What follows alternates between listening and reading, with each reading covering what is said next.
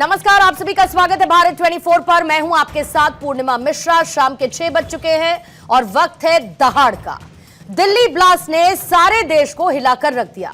जांच एजेंसीज की सतर्कता की वजह से एक बड़ी अनहोनी होने से बची, लेकिन फिर भी 13 परिवारों ने अपनों को खो दिया। उनके दर्द पर अभी मरहम भी नहीं लगा कि सियासत शुरू हो गई। एक बार फिर से महबूबा मुफ्ती ने वही काम किया जिसके लिए वो जानी जाती हैं। एक बार फिर से महबूबा मुफ्ती ने कश्मीर में बैठकर दिल्ली को निशाना बनाया, लेकिन इस बार दिल्ली सरकार नहीं बल्कि देश निशाने पर है। जिस आतंकी ब्लास्ट ने दिल्ली को दहला दिया, उसे जस्टिफाई करने का खेल सियासत में शुरू हो चुका है। देश में आतंक को बैकअप देने के लिए एक नई दीवार तैयार हो रही है। जिस हमले को दुनिया के किसी भी एंगल से जस्टिफाई नहीं किया जा सकता, वो हमला अब राजनीतिक रंग लेने लगा है। पढ़े लिखे नौजवान, लाल किले तक गूंज जैसे शब्दों को आतंकियों के लिए इस्तेमाल किया जा रहा है। मुझे लगता है कि Afzal Guru, Osama bin Laden, Hafiz Saeed तो ठेठ गवार थे शायद। कमाल करते हैं आप। प्रोफेसर, इंजीनियर, डॉक्टर, कोई पहली बार आतंकी नहीं बना है, पहले भी बनते आए हैं, लेकिन पहले उन्हें कोई सियासी रंग देकर जस्टिफाई नहीं करता था। अब राजनीतिक रूप से हाशिए पर जाने के बाद आतंक पर सियासी रोटी सेकना दिल्ली ब्लास्ट को जायज ठहराना नहीं हुआ है। आज दहाड़ में इसी पर करेंगे चर्चा कि आतंक को एक बार फिर से क्या नैरेटिव देने की कोशिश, कवर देने की कोशिश महबूबा मुफ्ती कर रही हैं। लेकिन उससे पहले महबूबा मुफ्ती का विवादित बयान सुनिए और उस पर आई प्रतिक्रियाएं भी सुनवाते हैं। अगर कहीं पानी नहीं होता तो लोग सड़क पे निकलते हैं तो उनको भी एसएचओ जाता है, कहता है अंदर जाओ नहीं तो पीएसए लगा दूंगा। हर चीज के लिए पीएसए, हर चीज के लिए यूएपीए।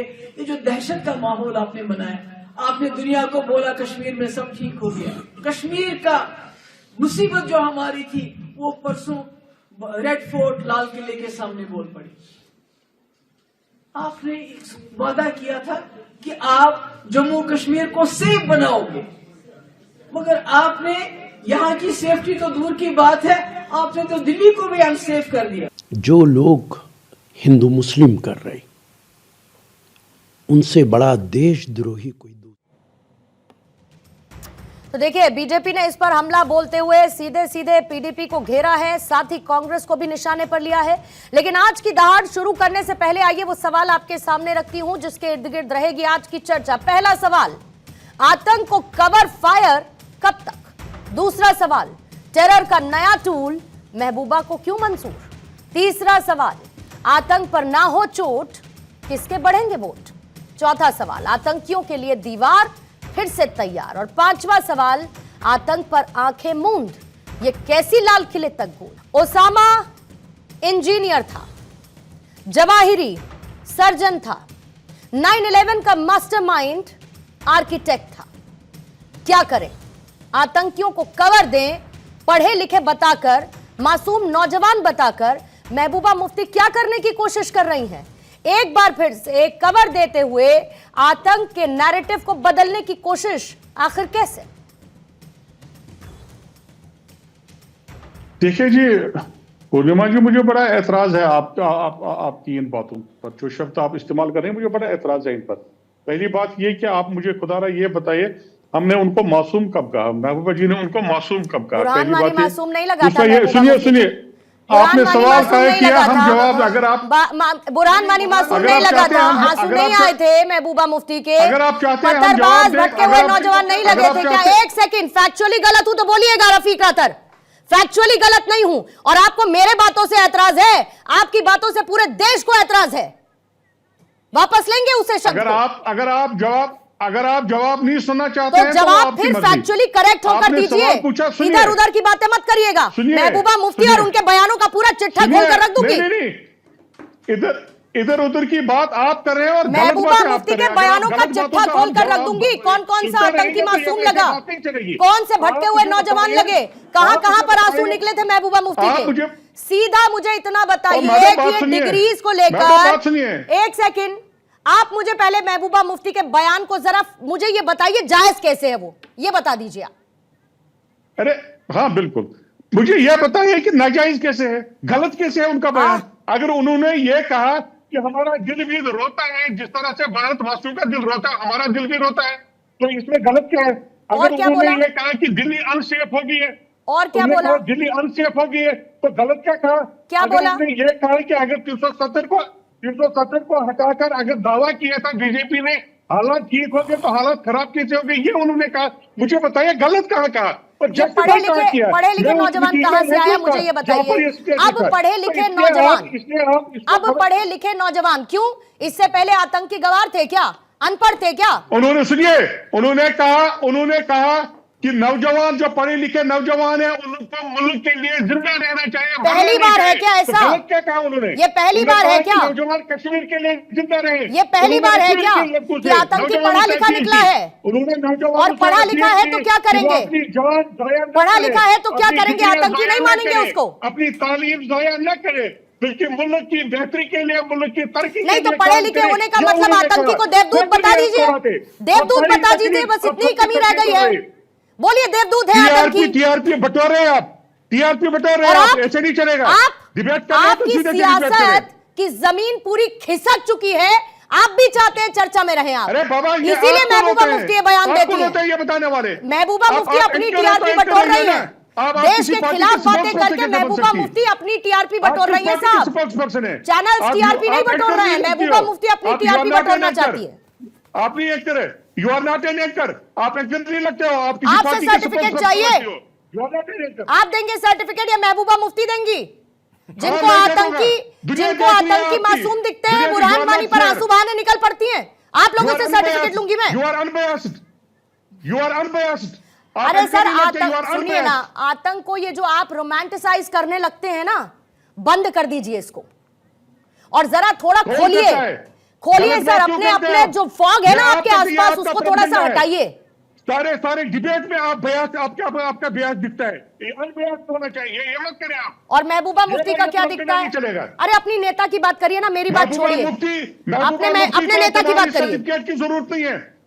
महबूबा मुफ्ती को आपकी सर्टिफिकेट की जरूरत नहीं है। अरे आपको आपके सर्टिफिकेट की तो जरूरत है, डिफेंड तो करिए, बात मत करिए आप। अपनी नेता को डिफेंड तो करिए, स्टेट की और नहीं तो एक बता दीजिए responsible आतंकी position कर देवदूत रही है है, वो। क्योंकि क्या पढ़े बात लिखे करते हैं हैं। आप?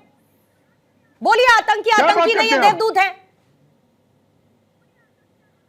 गलत बात कर रहे हैं आप, गलत बात कर रहे हैं आप। प्रोपेगेंडा फैला रहे हैं, मुसलमानों के खिलाफ नफरत फैला रहे हैं, देश में नफरत अरे फैला रहे काम हैं। की बात करिए क्या ना बात कर रहे हैं आप इस रफीक तरह की राथर, बातें करके? काम की बात करिए। जिन लोगों ने गुनाह किया ज्ञान मत है बांटिए। उनको सजा मिलनी चाहिए, हर सूरत में सजा मिलनी चाहिए। जिन लोगों ने गुनाह किया है उनको फांसी मिलनी चाहिए। कौन इसको सपोर्ट नहीं करेगा? क्यों आप गलत बातें करते हो? हो गया, एंकर को ऐसा नहीं होना चाहिए। हो गया राठौर साहब।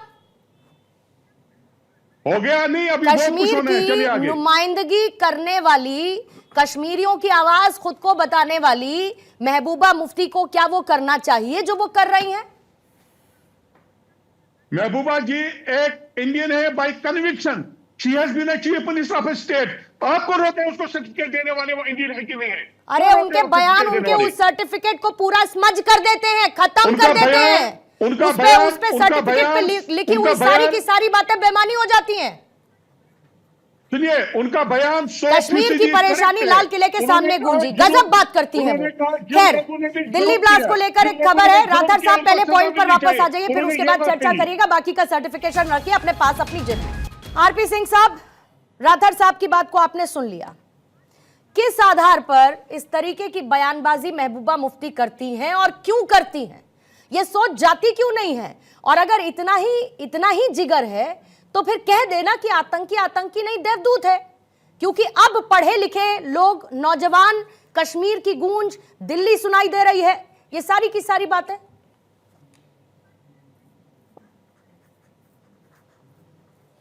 पूर्णिमा जी, दिक्कत मुफ्ती की ये है कि वह अपनी ज़मीन खो चुकी हैं, राजनीतिक ज़मीन खो चुकी हैं कश्मीर में। उस राजनीतिक ज़मीन के लिए वह सब हदें पार करती हैं। वो बयानबाजी की भी हदें पार करती हैं और देश की जो बॉर्डर की हदें हैं वो भी कुछ हद तक पार करती हैं। वो सब बयानबाजी इस ढंग से देती हैं ताकि कुछ लोगों को अक्रॉस दी बॉर्डर सूट करे और यहाँ पर अपना वोट बैंक पक्का करें। याद करिए, अभी आपने बुरहान वानी का नाम लिया तो इनके पास जवाब नहीं है ना। बुरहान वानी को लेकर क्या कहा था कि वो बेचारा लड़का था, मेरे बस का होता तो मैं उसको मरने नहीं देती, मुझे जानकारी तो मैं उसको, हालांकि वो जब जम्मू कश्मीर की फोर्सेस की इंचार्ज थी, वो बीइंग चीफ मिनिस्टर फोर्सेस, सब उनको जवाब देती थी। परंतु नहीं, अब हो गया तो उसको कैसे कवर अप करना है, अब यही मामला यहाँ पर है। और ये पहली बार नहीं है, ये वही वो मुफ्ती है जिसने ड्यूल करेंसी की बात करी, पत्थरबाजों को लेकर बात की, इसलिए हमको उनको सरकार से निकालना पड़ा।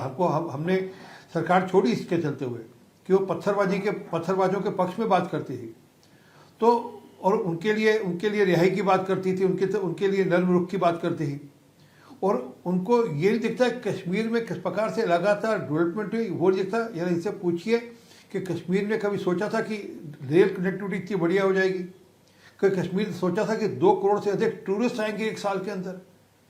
कभी कश्मीर ने सोचा था कि वहाँ पर नए एम्स, नए मेडिकल कॉलेजेस बनेंगे, और एक नहीं कई सारे मेडिकल कॉलेजेस बनेंगे?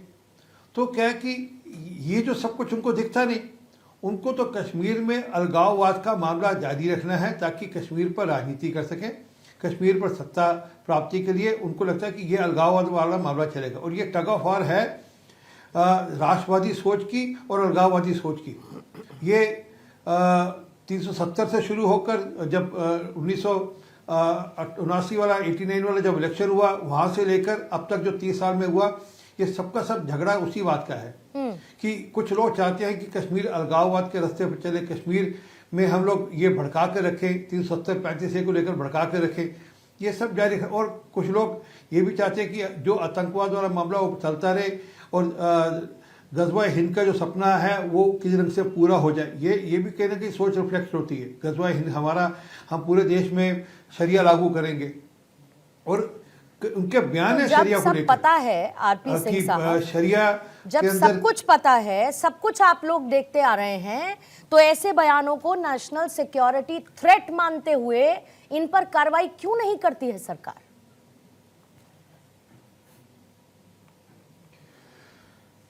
देखिए, ये अकेली नहीं है, इनके साथी और भी हैं।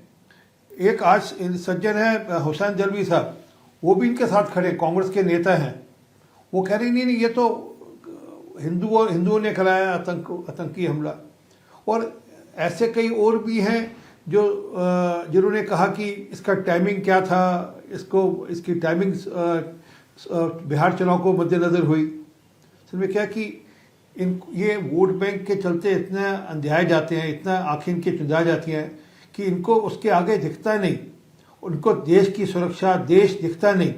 इनको ये नहीं दिखता कि ये भारत देश है, हमारा राष्ट्र है, हमें इसके साथ खड़े होने की ज़रूरत है। ये वही मुफ्ती है ना जिसने कहा था कि अगर 370-35 से हटा तो तिरंगे को कांधा देने के लिए 4 लोग नहीं दिखेंगे वहाँ पर, और आज हर कांधे पर तिरंगा दिखता है वहाँ पर। सिंह साहब, आपके पास कोई देखिए मिनिमम मैक्सिमम की आपकी कोई बाध्यता तो है, मिनिमम मैक्सिमम की आपकी कोई बाध्यता तो है नहीं। मैं फिर कह रही हूं कि अगर ये ग्राउंड पर रेडिकलाइजेशन का काम करते हैं, इस तरीके के बयान अगर ये नेशनल सिक्योरिटी थ्रेट के तौर पर हैं, तो जब आपके पास मिनिमम मैक्सिमम की बाउंडेशन ही नहीं है तो करिए ना कार्रवाई फिर से।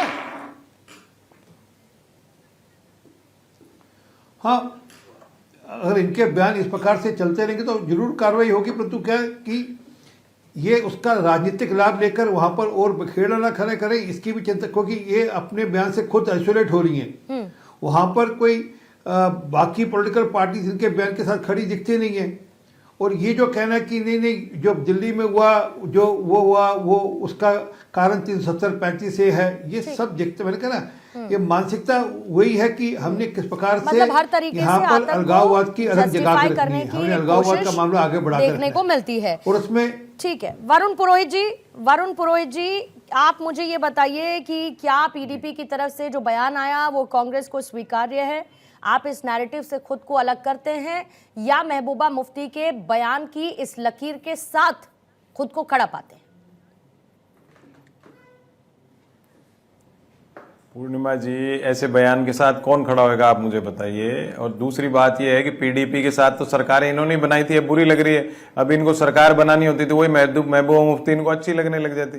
इनको क्या है, एक नैरेटिव जो देश में जो चल रहा है ना, जिससे कई बातों की सामाजिक समरसता, सामाजिक संरचना को जो ठेस पहुंचाई है, पूंजीवाद को पोषण करने में इन लोगों ने, अभी हर बात में कांग्रेस को दोषी ठहरने लग जाएंगे, गांधी फैमिली को करने लग जाएंगे, इंदिरा जी राजीव जी ने बलिदान दिया उसको भी झूठा बोलने लग जाएंगे। तो ये जब तक इनकी मानसिकता नहीं सुधरेगी, तब तक दूसरी राजनीतिक नेताओं की अब लो मैं फिर बीच में बोलने लगे, मैं तो नहीं बोला आपके, मैं नहीं बोला आपके बीच में। बस यही तो मैं कह रहा हूँ, ये मानसिकता तो खतरनाक है देश के लिए कि आप बोल लेते हो दूसरा नहीं बोले, आप बोलने लगे दूसरे बोलने नहीं रखेंगे सिंह साहब बोलिए। ओवरलैप, मैं यही तो कह रहा हूँ देश का। जी मैं कह रहा हूँ मोदी सेंट्रिक बीजेपी, अटल जी अडवाणी जी में तो ऐसी बात नहीं थी कोई किसी प्रकार की। इसी मोदी सेंट्रिक बीजेपी क्यों कर रही है ऐसी सारे, अब मैंने किया दूसरे ने कुछ नहीं किया। देश चलता है हमसे, आप गार्जियन हो फैमिली के, आप पेरेंट हो, आपको सबको साथ लेके चलना है। अभी आपने पूछा महबूबा के खिलाफ आप क्या समस्या है कि ये कांग्रेस का नाम ले रहे हैं? नहीं आप मेरी बात सुन, आपको किस बात से समस्या, मैं ये पूछ रही हूँ। मैंने तो पूछा कि महबूबा मुफ्ती के बयान को आप कंडेम करें, आपने कह दिया हम कर रहे हैं, आपने कह दिया हम कर रहे हैं। तो ये कौन सी सोच है बताइए ना मुझे, पीडीपी की बताइए, पीडीपी की ये कौन सी सोच है जब आतंक को एक नैरेटिव देने की कोशिश की जाती है, उसको जस्टिफाई करने की कोशिश की जाती है? ऐसे बयानों से पूर्णिमा जी जो नॉनसेंस एलिमेंट्स होते हैं ना उनको बढ़ावा मिलता है, उनको एक लगता है भाई कहीं ना कहीं से नेता लोग हमको थोड़ा सा वो प्रश्रय दे रहे हैं, तो उनमें और उत्साह बढ़ता है। जबकि इसको कंडेम हर तरह से कंडेम करना चाहिए था। पीडीपी की जहां तक बात है, कश्मीर की जो पॉलिटिकल सिचुएशन है, जैसे अभी आरपी सिंह जी का समर्थन भी करता हूं इस बात से, वो बात अलग है, इन्होंने पीडीपी का समर्थन ले रखा था, that is a political point. लेकिन अभी जो नेशनल इंटरेस्ट में बात कर रहे हैं, उनको अपनी पॉलिटिकल सेटअप बनाना है, जमीन खोजनी है, तो कुछ ना कुछ ऐसा किया जाए जिससे कश्मीर में वायलेंस तो मैं नहीं कहता, लेकिन कुछ उनका समर्थन बढ़े पब्लिक में। तो आज की स्थिति, समय काल परिस्थिति बदलती जाती है हर 5 साल 10 साल में। तो एक समय था जब आतंकवाद चरम पे था, इंदिरा जी की हत्या हुई, तो उसमें ये आरोप कोई लगा दे। कई बार मैंने देखा चैनल में कांग्रेस ऐसे करती, अरे भाई उस समय कांग्रेस खुद को मरने के काम थोड़ी करेगा कोई नेता। आज की स्थिति ग्लोबलाइजेशन लिबरलाइजेशन के बाद से अलग है। आज की इस परिस्थिति के अनुसार किसी भी नेता को ऐसे बयान नहीं देने चाहिए, क्योंकि बहुत ज्यादा आपस में नेशंस का जो है ना ट्रेड व्यापार हर तरह से इंटरफेरेंस है एक दूसरे के साथ ग्लोबलाइजेशन के बाद। तो बड़ा संभल के बयान देना चाहिए। और अगर आपको पॉलिटिकल अपने पैर भी जमाने हैं तो आप उसका मंथन करके कोई नया नैरेटिव लाओ, नया कोई खोज करके लाओ, जिससे आप पॉलिटिकली वापस मजबूत हो, ये सोचना चाहिए। और दूसरी जो एक सबसे बड़ी बात है, हर बात पे क्रिटिसाइज हम विपक्ष को करें, उसकी बजाय एक जो मैं आरपी सिंह जी को सुझाव दूंगा, और आपने तो प्रश्न ही ऐसे पूछ लिए इनसे कि आपको एक केंद्र सरकार को एक ऐसा अंदर, मैं वही तो कह रहा हूं कि इनकी मानसिकता कह रहा हूं, आप सबको साथ लेने का प्रयास किया करो। सर्वदलीय बैठक हर मुद्दे पे बुलाया करो, तो विपक्ष आपके सामने नतमस्तक रह के बोल ही नहीं सकेगा। आप सर्वदलीय बैठक बुलाते नहीं हो, ऐसे करते हो जैसे विपक्ष से आपको नफरत है, तो विपक्ष भी कहीं ना कहीं फिर उसका रिएक्शन करता है। मैं एक पार्टी की नहीं कह रहा, पूरे देश की बात कर रहा हूं। तो ये मोदी सेंट्रिक बीजेपी क्यों कर रही है सरकार? अटल जी अडवाणी जी की तो कोई बुराई नहीं करता, आज तक नहीं करता। ये चीज इनको भी मंथन करना चाहिए कि बहुत बड़ा देश है, 140 करोड़ का, भिन्न प्रकार की भाषाएं, भिन्न प्रकार की, क्योंकि लोकतांत्रिक व्यवस्था है, तो लोकतांत्रिक व्यवस्था में आलोचना का भी स्थान होता है। आलोचना से घबराना नहीं चाहिए इनको। कोई बात है तो विपक्ष ऐसा आलोचना करते, विपक्ष ऐसा ह्यू एंड क्राई मचा देते हैं, उसको इनको भी मानसिकता बदलाव की जरूरत है। और महबूबा जी जैसे, चाहे कोई कांग्रेस का हो चाहे किसी पार्टी का, जो नेता अगर गलत बयान करता है तो एक बार जैसे आपने कहा क्या एक्शन करोगे, तुरंत आप एक्शन मुकदमा दर्ज कर दो। मैं कह रहा हूं दूसरे नेता अपना बोलना बंद कर देंगे। तो वो चीज तो इनको करनी पड़ेगी ना। आपके पॉलिटिकल ये है, मैटर है, तो ये इंतजार करोगे, इंतजार क्यों करते हो आप? तुरंत आज के आज कर देते। तो मैं कह रहा हूं दूसरा कोई किसी भी पार्टी का वो बयान नहीं देगा दूसरे तीसरे दिन, तो एक्शन तो इन्हीं को करना है, गृह मंत्री को करना है। दिल्ली में गृह मंत्री वो, अब उन्होंने लाल किले का हवाला दे दिया, दिल्ली में वकीलों से पुलिस जाके कोर्ट में बदतमीजी करती है। आप देखो महिला सांसद के साथ एपिसोड हो जाता है, किसानों को आप खालिस्तानी आतंकवादी कहने लगे। ये मानसिकता को चेंज करने की आवश्यकता है जी। ठीक है। और जब ये सर्जिकल स्ट्राइक करेंगे तो फिर आपके नेता सवाल खड़े कर देंगे आतंकियों पर। जब ये काउंटर एक्शन करेंगे तब आप लोग सवाल खड़े कर देंगे, तब आप लोग सवाल खड़े कर देंगे सर्जिकल स्ट्राइक पर, सबूत मांगने लगेंगे। आप फिर तब सबूत मांगने लगेंगे। और आपको क्यों लगता है कि ये जो बयान है ये कुशन नहीं देते आतंकियों को या ऐसे लोगों को जो शांति और स्थिरता के खिलाफ खड़े नजर आते हैं? संजय राणा जी, आपको लाने की कोशिश करती हूँ जरा। ये सबसे बड़ी बात है कि आतंकी को, नौजवान हमले को कहीं ना कहीं एक ये लोग जो अब पढ़े लिखे, मैं सिलसिलेवार तरीके से, क्योंकि मैंने स्क्रीन पर भी इस वक्त ये रखा है कि सारे के सारे इतने बड़े बड़े आतंकी और इनका एजुकेशन प्रोफाइल रख दिया है। ये एक तरीके से पीडीपी का बयान कुशन देता है कि नहीं देता है आतंकियों को? और क्या जरूरत पड़ी है पीडीपी को बीच बीच में ऐसे बयान देने की? और खास तौर पर ये जब कहते हैं कि कश्मीर की जो परेशानियां उसकी आवाज लाल किले पर सुनाई देती हैं, तो मतलब कश्मीरियों को ये आतंकी बता रहे हैं? पूर्णिमा जी, गुड इवनिंग फेलो पैनल। देखिए, ऐसा है कि पीडीपी का इतिहास बहुत पुराना है। 89 में बचाते थे, अब क्या कर रहे हैं, अब उसको पहले छुड़ाए फिर अब बचा रहे हैं। तो इनका इतिहास पुराना है। कुछ लोग ऐसे होते हैं देश में, चाहे परिवार में, जो खाते किसी और का है, गाते किसी और के लिए हैं, तो उसमें पीडीपी आती है। देखिए, ऐसा है, चाहे 370 हो, 35A हो, या देश का दूसरा कानून हो, सबके लिए बराबर है। देश प्रजातांत्रिक देश है और इसमें कहीं पे भी, कन्याकुमारी से लेकर अगर जम्मू कश्मीर तक, सब लोग एक है, कोई किसी को प्रिविलेज नहीं देगा। और जहां तक बात हो रही थी मुफ्ती महबूबा मुफ्ती की, देखिए महबूबा मुफ्ती का पूरा इतिहास पुराना है। इनको अपीजमेंट की पॉलिटिक्स करनी है। इनकी धरातल, जो पॉलिटिकल धरातल है, वो खत्म हो चुकी है। अपीजमेंट करें तो क्यों ना करें। ये बताइए, इनका वोटर कौन है? मुसलमान वोटर है, और मुसलमान में बिगड़ा हुआ मुसलमान। ये बताइए, उनको पढ़ा लिखा मुसलमान नजर नहीं आता। वहां पे वो वर्ग नजर नहीं आता जो कहीं ना कहीं रोजगार से, जो डेवलपमेंट के काम हुए उससे खुश है, वो नजर नहीं आता। इनको हमेशा उग्रवादी, आतंकवादी नजर आते हैं, चाहे बुरहान बानी हो, चाहे दूसरे आतंकवादी हो, जिनके लिए आंसू है, टेसू है, जिसको घड़ियाली आंसू बहाने का काम नजर आ रहे हैं ना। दिल्ली ब्लास्ट के आरोपी तो पढ़े लिखे इनको दिख रहे हैं। उनकी तो पूरी एजुकेशनल क्वालिफिकेशन निकाल कर बैठी है। आप ये बताइए, मैं बोला ना 89 में छुड़ाते थे, अब बचाते हैं। 89 में इनके पिताजी गृह मंत्री हुआ करते थे, उन्होंने, वो भी पढ़े लिखे, तो उन्होंने क्या काम किया सबको पता है, और बेटी क्या काम कर रही है सबको पता है। देखिए, पढ़ा आतंकवादी आतंकवादी होता, पढ़ा लिखा अनपढ़ से मतलब नहीं है। कौन कहता है कि पढ़ा लिखा आतंकवादी नहीं हो सकता? जितने टेररिस्ट हैं दुनिया में उठा के नाम देख लीजिए, सारे इंजीनियर वेल क्वालिफाइड है, चाहे उसामा बिन लादेन हो, चाहे ISIS का चीफ हो, पढ़े लिखे हैं, कोई अनपढ़ नहीं है। अनपढ़ हमेशा गुंडागर्दी कर सकता, आतंकवादी नहीं बन सकता। जितने भी पकड़े गए, देखिए, चाहे वो दिल्ली में पकड़े गए हो, कानपुर में पकड़े हुए, कश्मीर पकड़े गए, सारे के नाम के आगे डॉक्टर, यानी कुछ तो मेहनत की होगी तभी डॉक्टरेट की डिग्री मिली है और डॉक्टर बने हैं। तो पढ़े लिखे थे। बुरहान बानी क्या था? स्कूल मास्टर का लड़का था, उस पर आंसू बहने लगे थे। देखिए, ऐसा है कि इनकी मानसिकता, चाहे वो पहले हो आज हो, एक ही तरह से कहीं ना कहीं आतंकवाद, अलगाववाद फैला करके इस देश को तोड़ना, और जो फेडरल स्ट्रक्चर है उसको कहीं ना कहीं धूमिल करने का। अब दिल्ली की बात करने की क्या जरूरत है? ये बताइए, कश्मीर का आदमी आके बम फोड़ा था, वो कुछ बिगड़े हुए लोग हो सकते हैं, वो मुसलमानों में कुछ परसेंटेज लोग हो सकते हैं जो कहीं ना कहीं बिगड़े हुए हैं और कहीं ना कहीं देश के खिलाफ काम कर रहे हैं। जहां तक गजवाई हिंद के पूरा, इन्होंने सारे कश्मीरियों को नहीं, तोड़ दिया बिल्कुल ना। वही मैं बोल रहा हूं। क्या सारे कश्मीर आतंकवादी है? नहीं, कश्मीरी बहुत से लोग देश में काम कर रहे हैं, अच्छा काम कर रहे हैं। आतंकी उसका कोई धर्म नहीं बोलता, लेकिन कुछ लोग ऐसे हैं उसको धर्म से जोड़ देते हैं, जैसे महबूबा व्यक्ति शहीद हो गई हैं। तो इनका पुराना इतिहास है, 8 दिसंबर 89 का और 2025 का देख लीजिए, दोनों में बदलाव नहीं हुए। इतने साल होने के बाद भी कोई बदलाव नहीं। यार, इनके नेता क्या बोले थे? 370 हटा दिया, ये हटा दिया। भैया, तुम प्रिविलेज हो क्या प्रिविलेज हो भैया? तुमको अगर देश में 1 रुपए 10 रुपए किसी को, स्टेट को दिया था, तुमको 100 रुपए दिया था। खाते यहाँ के हो, बजाते किसी और का क्यों? यहाँ का बजाओ ना। तुम भी से जब विदेश जाते हो तो इंडियन पासपोर्ट लेके जाते हो, पाकिस्तान का पासपोर्ट लेके नहीं जाते हो, तो क्यों इतना ज्यादा गिनगिनाने लगते हो भैया? 370 तो टेम्परेरी था ना। 370 आपको क्यों प्रिविलेज दिया जाए? तुम क्या सुरखाब के पर लगे जो आपको प्रिविलेज दिया जाएगा? या कुछ एक्स्ट्रा एक्टिविटी या एक्स्ट्रा ब्रेन लेके राधर साहब, जवाब दे दीजिए।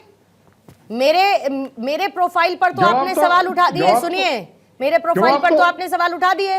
अब कांग्रेस के नेता जो कह रहे हैं, कंडेम कर रहे हैं, उस पर भी सवाल उठाइए। बीजेपी के प्रवक्ता जो कह रहे हैं, उस पर भी सवाल उठा दीजिए। संजय राणा जी जो कह रहे हैं, आप उस पर भी सवाल उठा दीजिए। और ये भी बता दीजिए कि मुझे अगर आज इस सरकार से कोई समस्या है तो क्या करूं? हाथ में बम ले जाके कहीं पर फोड़ दूं? मरने दूं 15 लोगों को? मैं जवाब दे दूंगा सब लोगों का, लेकिन जिस तरह से आप तीनों लोग को बड़ी शांति से सुन रहे थे, तो हम मुझे भी सुनिएगा कुछ मिनट। आप शांति की बातें करिए तो मैं आपको शांति से सुनूंगी साहब। आप शांति की बात ही नहीं कर रहे ना। नहीं, अगर आप इस तरह से अगर बीच में रोकोगे तो फिर मैं बात नहीं करूंगा। फिर आप चलिए, चलाने क्या चलाना है। कोई बात नहीं, महबूबा मुफ्ती से कह दीजिएगा, वो बातें करेंगे। फिर कर ही रही है, सुनिए ना बात हमारी, और बात सुनिए ना हमारी, आप सुनिए ना बात हमारी। जो ये तीनों लोगों ने बात की, लेकिन इनमें से एक भी आदमी मुझे ये नहीं कह सका कि महबूबा जी ने कहा क्या है, जिस पर ये इतना भाषण झाड़ रहे हैं। ये जो हमारे आपने संजय जी, इनका नाम है शायद, मेरी इनसे दरख्वास्त है, ये जो कह रहे हैं कि आप प्रिविलेज्ड हैं क्या, 370 हमने आपको दान में दिया था क्या? आप हिस्ट्री पढ़िए। कौन सी हिस्ट्री पढ़े? आपकी कोई हिस्ट्री है क्या? किसकी हिस्ट्री है? नहीं, हिस्ट्री क्या है? प्रिविलेज क्या बताइए? नेहरू जी ने दिया था। कौन सी हिस्ट्री की बात कर रहे हैं मान्यवर? अरे नेताजी बता दीजिए किस हिस्ट्री की बात कर रहे हैं? आपको क्या स्पेशल प्रिविलेज दिया जाएगा? क्यों सहूलियत दिया जाएगा? आप क्या है? अगर आपको प्रिविलेज दिया जाएगा तो बाकी जो राजघराने थे उनको भी प्रिविलेज देना चाहिए था। आप बोले ना बड़े क्या स्पेशल है, क्या ऊपर से गिरे थे आसमान से? आसमान से क्या लेके आए थे? घोड़े पर चढ़ के आए थे? क्यों दिया जाए भाई प्रिविलेज? सबके लिए बराबर अधिकार हो। जम्मू कश्मीर से लेकर के कन्याकुमारी, हम सब का अधिकार बराबर है। पता ही नहीं है आपका एहसास का नहीं, आपको कौन सा कानून नहीं पता है? बताइए भैया, मैं वकील हूँ, कानून बता दो, आपको पता नहीं 370 आया बता दो, हिस्ट्री पढ़ दो। कौन सी हिस्ट्री की बात कर रहे हो? जो रुबीना ठाकुर ने लिखा है उस हिस्ट्री की बात करना चाहते हैं? 370 कहाँ से आप भीख में दिया क्या हमें? क्या 370 कहाँ से आपको पता नहीं है? ये क्या चीज कहाँ से आ गई बताइए? पूछ तो रहे आपसे, क्या चीज आ गई है? अरे जिसके पिताजी आतंकवादी को छोड़ दिए उसकी बेटी आज आतंकवादियों के लिए रो रही है। आइए आपका इतिहास के बारे में जानना चाहते हैं। आपने मुसलमान युवाओं को भड़काया है, बम फोड़ने पर मजबूर किया अपने बच्चों को विदेश और साउथ में पढ़ाते हैं और दूसरे कम्युनिटी के खिलाफ यहाँ पर इतिहास की बात कर रहे हैं। आप टाई पहन के आप बैठे बेचारे रोड पे छोड़ देते हैं भूखे मरने के लिए। इतिहास की बात कर रहे हैं। ड्रामे मत करिए आप, इतिहास ये ड्रामे मत करिए आप। अरे मान्यवर पढ़ लीजिए, इतिहास आपका बड़ा सुंदर है। मैं कहता हूँ इतिहास पढ़िए। 8 दिसंबर 1989 भूल गए? अरे आपको इतिहास है, दिखाऊं आईना। किस माइंडसेट से आते हैं आप? कौन से माइंडसेट से आप आते हैं? खाते हम यहाँ का है, गाते वहां का है, किस माइंडसेट से आते हैं? बताइए कश्मीर में डेवलपमेंट हुआ कि नहीं हुआ? कितना इन्वेस्टमेंट आया कि नहीं आया? लोग आ रहे हैं कि नहीं आ रहे हैं? किसको पैसा मिल रहा है? जो नहीं, पर उससे ऑक्सीजन किसको फायदा हो रहा है? पर इन सब बातों से संजय राणा जी, पीडीपी को राजनीतिक ऑक्सीजन नहीं मिलता है ना, पॉलिटिकल ऑक्सीजन तो इन सब बातों से मिलता है ना, इन सब बयानों से आप मुझे बताइए महबूबा जी ने गलत क्या कहा? अरे महबूबा मुफ्ती ने सही क्या कहा? बाकी सही क्या कहा महबूबा मुफ्ती ने? सही क्या कहा महबूबा मुफ्ती ने? मैं बताऊंगा सही क्या कहा। आप इतनी देर से तो बता नहीं पाए, तब से आपको सबके साथ लड़ाई करनी है, आप मुद्दे पर नहीं आएंगे कि सही क्या कहा। आप इधर उधर की बातें कीजिएगा, एक बार हेडलाइंस देखेंगे, ठीक है, इसके बाद आती हूँ, इसके बाद आती हूँ और 1 मिनट के अंदर मुझे ये बताइएगा कि कैसे सही कहा महबूबा मुफ्ती ने जो कहा, फिर उसके बाद आपको मैं काउंटर रखती हूँ उन बातों का। आइए वापस चर्चा की तरफ लौटते, बताइएगा रफीक राथर जी। हाँ, मैं कह रहा था महबूबा जी ने गलत क्या कहा। उन्होंने ये कहा नौजवानों से, उन्होंने अपील की कि वह मुल्क के लिए काम करें, मुल्क के लिए अपने आप को न मारें, किस तरह से अपने आप को हलाक न करें। गलत क्या बोला? उन्होंने ये कहा कि पुलिस स्टेशन में धमाका हो गया, 9 छोटे छोटे ऑफिसर्स मर गए, उन्होंने कहा कि इसकी इन्वेस्टिगेशन होनी चाहिए। गलत क्या कहा? उन्होंने ये कहा कि जिन लोगों ने जुर्म किया उनको सजा दे। देश में आज जहर घोल दिया है, किसी भी इनोसेंट को उन्होंने ये कहा कि देश में जहर घोल दिया है, पर्सनल एटमॉस्फेयर खड़ा कर दिया है। मैं बताता हूँ गलत क्या बोला उन्होंने। उन्होंने कहा देश में एक जहर का माहौल खड़ा कर दिया है। बोला नहीं बोला उन्होंने?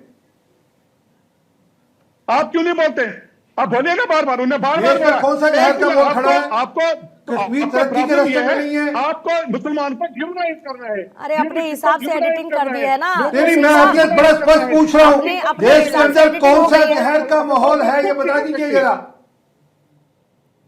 डर का माहौल है? क्यों नहीं है? डर का माहौल है, नहीं है क्या?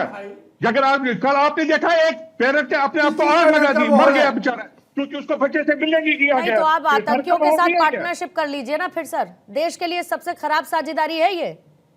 उनको कवर देकर बार बार हमारे बच्चे मर गए हैं, हमारे अपने मर गए हैं, हमारे बच्चे मर गए, अपने हाथों से उनको दफन किया। क्या करेंगे फिर? आतंकियों के साथ पार्टनरशिप कर लीजिए फिर। महबूबा मुफ्ती को इतना ही दर्द होता है तो, और या कर रखी है तो बता दीजिए। हो सकता है ना पता हो हमें, महबूबा मुफ्ती ने आतंकियों के साथ पार्टनरशिप कर रखी है। डिबेट नहीं चलेगा। आपको क्यों तकलीफ हो रही है? अरे सब आप तय करेंगे क्या? आपको तकलीफ क्यों हो रही है? रफीक राथर तय करेंगे। आप करेंगे क्या? रफीक राथर तय करेंगे क्या सर?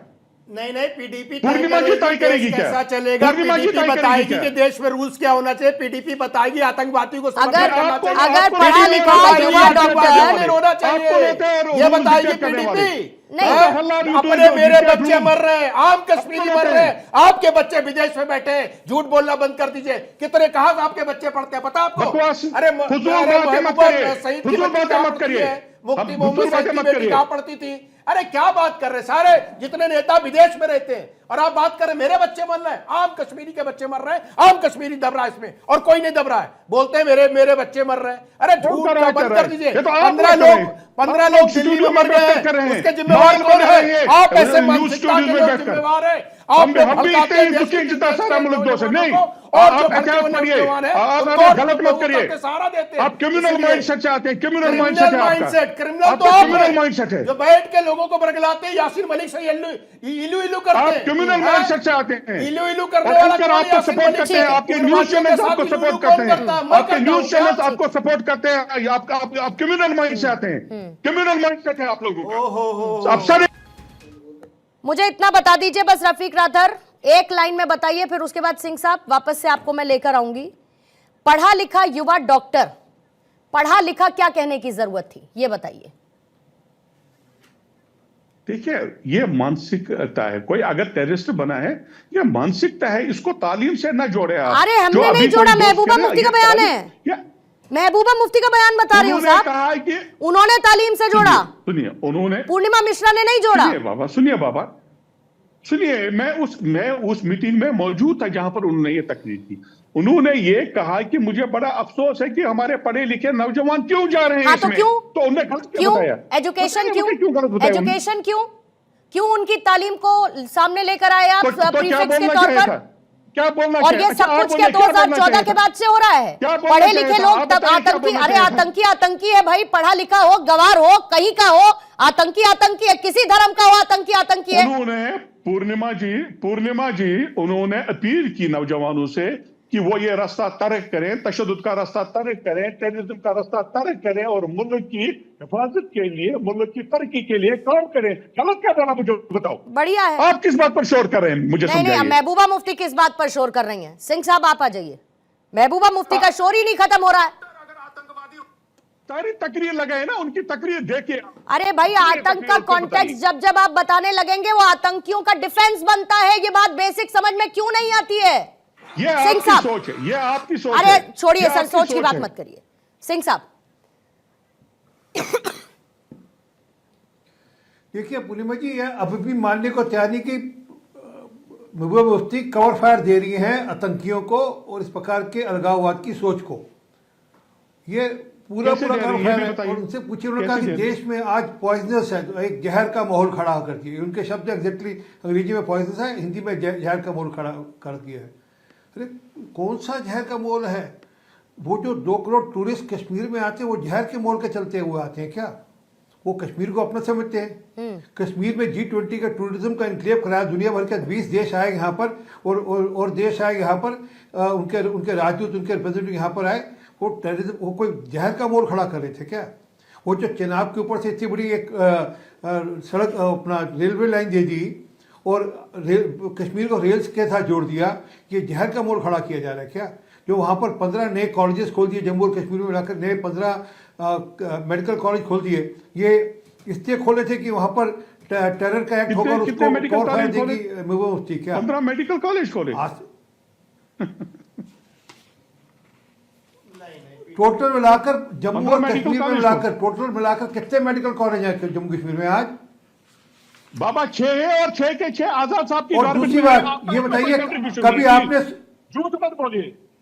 झूठ मत बोलिए टीवी पर बैठकर भी है, आपने नहीं खोले। वो आजाद साहब की हुकूमत में 6 मेडिकल मैं कॉलेज बने, आपको आपने कोई अभी नहीं आपको बनाया। डिबेट आप के झूठ दौरान मत सबके बोलिए। नाम भेज दूंगा, जो पिछले 5 साल में मेडिकल कॉलेज खोले, सबके नाम मैं भी भेज देता हूँ। परंतु जो अरे मूल बात है, प्लीज, आप मुझे कह रहे हैं जो यहाँ रह रहा है, नहीं झूठ आता, कह रहे जो हैं, 2 नेशनल करोड़ टीवी पर टूरिस्ट आता है, वो इसलिए आता है कि बैठकर। महबूबा मुफ्ती कौर फायर प्लीज, देगी क्या? झूठ मत बोलिए। क्या आंसू झूठ मत बहाएगी, बोलिए। टेसू झूठ मत बहाएगी वो बोलिए। आतंकियों के लिए? वो एक बार भी झूठ मत लगता बोलिए। आज उनको लगता है कि जहर का माहौल है। कौन सा जहर का माहौल है देश के अंदर, बता दीजिए। झूठ मत बोलिए, आप झूठ मत हाँ, बोलिए। ऐसी दिक्कत है देश आप के झूठ अंदर मत की, बोलिए। आप 15 कहेंगे कि मेडिकल लड़के कॉलेज वहां पर कैसे बंदूक 15 उठाकर मेडिकल चल देंगे कॉलेज देश के खिलाफ। 6 मेडिकल कॉलेज खोले, आजाद साहब ने खोले। आजाद साहब ने 6 मेडिकल कॉलेज दिए। आप झूठ बोल रहे हैं नेशनल टीवी पर बैठकर। क्यों बोल रहे हैं आप? ठीक है, एक बार जरा मैं वरुण पुरोहित जी को एक क्लोजिंग कमेंट के लिए लाना चाहूंगी, फिर उसके बाद चर्चा को खत्म करूंगी। वरुण पुरोहित साहब, आतंक तो चुनौती है ही, लेकिन आइडियोलॉजिकल बैकअप देना आतंकियों को उससे बड़ी चुनौती है, और उन चेहरों को बेनकाब करना बहुत जरूरी है अगर आतंक से छुटकारा सही मायनों में पाना होगा तो। पूर्णिमा जी, इसके लिए मैंने कहा ना, केंद्र सरकार क्योंकि एक गार्जियन होती है, उसको एक पहल करनी चाहिए कि हर बार इश्यू जो नेशनल इश्यूज आ जाते हैं उसमें सर्वदलीय बैठक बनाने का इनको एक ट्रेंड चलाना चाहिए। उससे ये ऐसे इस प्रकार के बयान या पॉलिटिकल नेता इस प्रकार की चीजें नहीं कर सकेंगे।